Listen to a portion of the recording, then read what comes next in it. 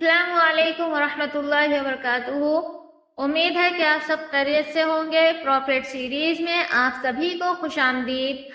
Video شروع کرنے سے پہلے آپ سے ایک ریکویسٹ ہے کہ اگر میری ویڈیو آپ کو پسند آئے تو لائک اور کمنٹ کر دیا کریں، اور اگر آپ چینل پر نئے ہو تو چینل کو سبسکرائب کر دیجیے۔ اس ویڈیو میں حضرت ابراہیم علیہ السلام کا بتوں کو توڑنا اور حضرت ابراہیم علیہ السلام کا آگ میں ڈالا جانا، اس بارے میں بات ہوگی۔ حضرت ابراہیم علیہ السلام کا بتوں کو توڑنا۔ جب حضرت ابراہیم علیہ السلام کی دعوت توحید کو قوم نے ماننے سے انکار کر دیا تو آپ علیہ السلام قوم کو توحید کا سبق سکھانے کے لیے موقع کی تلاش میں تھے۔ آخر کار قوم کا عید کا دن آ گیا تو آپ علیہ السلام کو موقع مل گیا۔ لہذا جب قوم اپنے معمول کے مطابق عید منانے کے لیے شہر سے باہر جانے لگی تو انہوں نے حضرت ابراہیم علیہ السلام کو بھی ساتھ میں چلنے کی دعوت دی۔ آپ علیہ السلام نے سوچا کہ قوم کو مطمئن کرنے کے لیے کوئی ایسی تدبیر پیش کی جائے کہ وہ ساتھ لے جانے پر اصرار نہ کرے، اور میں قوم کے خود ساختہ معبودوں کو توڑ کر قوم کو یہ سمجھا دوں کہ جن بتوں کی تم عبادت کرتے ہو وہ تمہارا تو درکنار اپنا دفاع کرنے کی بھی صلاحیت نہیں رکھتے۔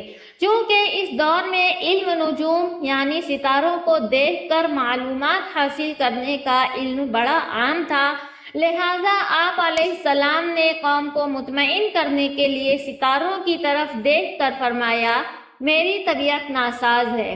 فرمان الہی ہے، سورہ صافات کی آیت نمبر 88 سے 93 ہے۔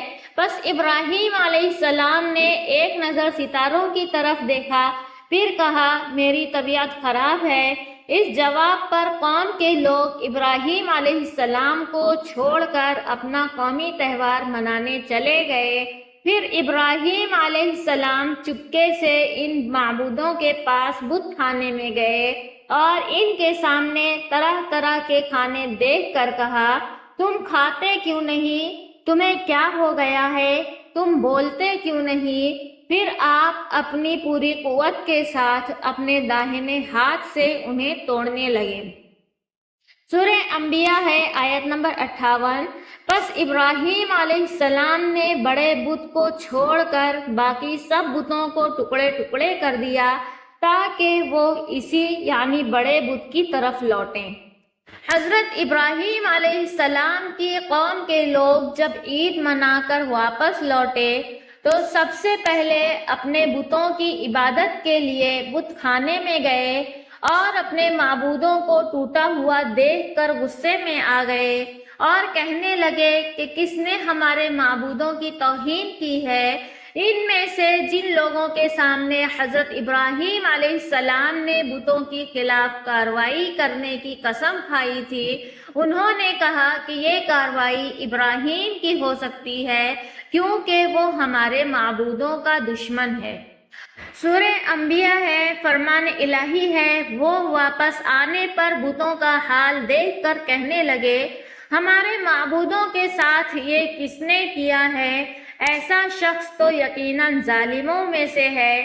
بعض لوگوں نے کہا، ہم نے ایک نوجوان کو ان کا تذکرہ کرتے ہوئے سنا تھا جسے ابراہیم کہا جاتا ہے۔ سب نے کہا، اچھا اسے پکڑ کر لوگوں کی نگاہوں کے سامنے لاؤ تاکہ سب لوگ اسے دیکھیں۔ جب ابراہیم آ گئے تو انہوں نے کہا، اے ابراہیم، آپ نے ہمارے معبودوں کے ساتھ یہ حرکت کی ہے۔ تو حضرت ابراہیم علیہ السلام نے انہیں ان کے باطل عقیدے پر شرمندہ کرنے کے لیے یہ جواب دیا، بلکہ یہ کام ان کے بڑے نے کیا ہوگا، اگر یہ بت بول سکتے ہیں تو تم ان سے پوچھ لو۔ یہ سن کر وہ اپنے دلوں میں حق کے قائل ہو گئے اور دل میں کہنے لگے، در حقیقت تم ہی ظالم ہو۔ پھر وہ فوراً ہی اعتراف حقیقت سے مکر گئے، کہنے لگے، اے ابراہیم، تمہیں تو معلوم ہے کہ یہ بت بول نہیں سکتے۔ ابراہیم نے کہا، کیا تم اللہ کے علاوہ ایسی چیزوں کی عبادت کرتے ہو جو نہ تو تمہیں فائدہ پہنچا سکتی ہے اور نہ ہی نقصان؟ افسوس ہے تم پر اور تمہارے ان معبودوں پر جن کی تم اللہ کے سوا عبادت کرتے ہو، کیا تم عقل سے کام نہیں لیتے؟ جب حضرت ابراہیم علیہ السلام کی قوم آپ علیہ السلام کے پیش کردہ عقلی دلائل پر لاجواب ہو گئی، تو جیسا کہ باطل پرستوں کا طریقہ کار یہی ہوتا ہے کہ جب وہ دلائل کے سامنے بے بس ہو جاتے ہیں تو طاقت کے استعمال پر اتر آتے ہیں۔ اسی طرح قوم ابراہیم نے بھی کیا۔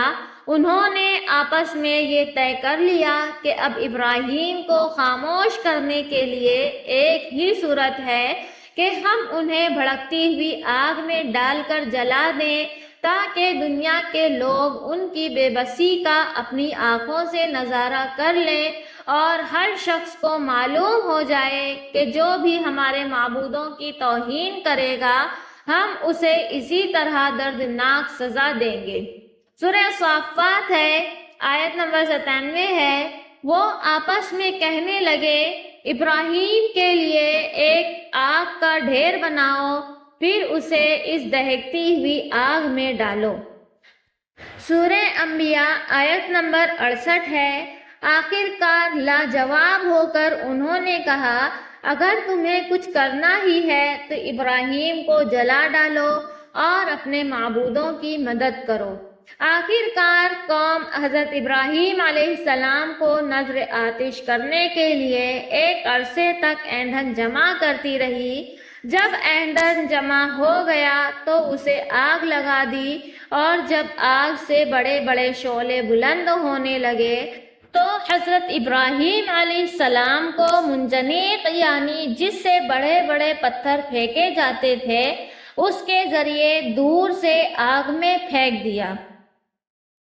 حضرت ابراہیم علیہ السلام کی قوم نے آپ علیہ السلام سے بتوں کی توہین کرنے پر انتقام لینے کے لیے آپ علیہ السلام کو جیسے ہی آگ میں ڈالا تو اللہ سبحانہ وتعالیٰ نے آگ کو فوراً حکم دیا کہ اے آگ ابراہیم کے لیے سکون اور سلامتی والی بن جا۔ آگ اللہ تعالیٰ کے حکم کی تعمیل کرتے ہوئے فوراً حضرت ابراہیم علیہ السلام کے لیے سکون اور سلامتی والی بن گئی۔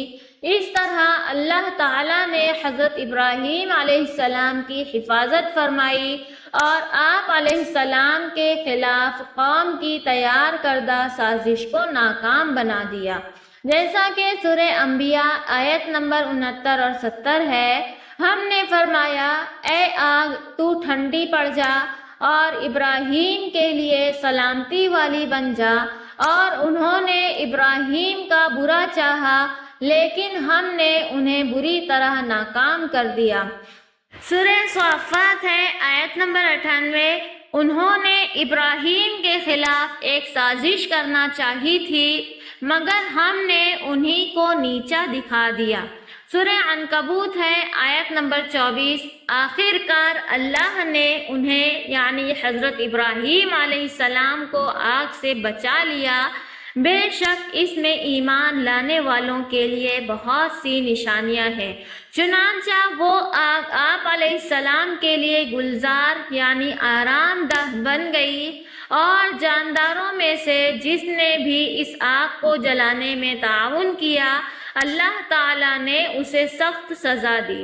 ابن ماجہ کی حدیث ہے، رسول اکرم صلی اللہ علیہ وسلم نے فرمایا، جب ابراہیم علیہ السلام آگ میں ڈالے گئے تو گرگٹ کے علاوہ باقی تمام جانداروں نے آگ بجھانے کی کوشش کی، لیکن گرگٹ نے آگ کو بھڑکانے کے لیے پھونکیں ماری، اس لیے آپ صلی اللہ علیہ وسلم نے اسے مارنے کا حکم دیا۔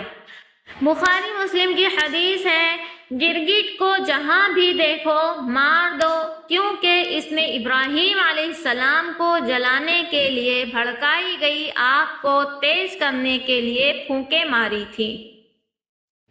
مسلم کی حدیث میں ہے، جو ایک ضرب کے ساتھ گرگٹ کو مار ڈالے اس کے لیے 100 نیکیاں لکھ دی جاتی ہیں، جو دوسری چوٹ میں اس کے لیے اس سے کم، اور جو تیسری چوٹ میں اس کے لیے اس سے بھی کم نیکیاں لکھی جاتی ہیں۔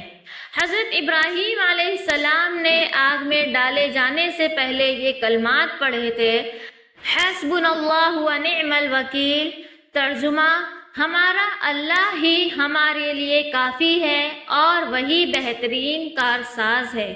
غزوہ احد اور غزوہ خندق کے موقع پر آپ صلی اللہ علیہ وسلم کو جب دشمنوں نے دھمکی دی کہ تمام لوگ آپ صلی اللہ علیہ وسلم کے خلاف جمع ہو چکے ہیں، تو آپ صلی اللہ علیہ وسلم نے بھی یہی کلمات پڑھے تھے اور صحابہ رضی اللہ عنہ کو بھی یہی پڑھنے کی تلقین کی۔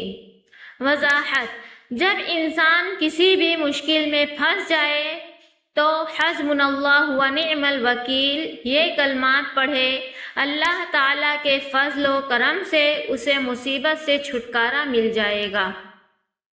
اس کے بعد حضرت ابراہیم علیہ السلام کا نمرود بادشاہ سے مکالمہ، اس بارے میں انشاءاللہ ویڈیو رہے گی۔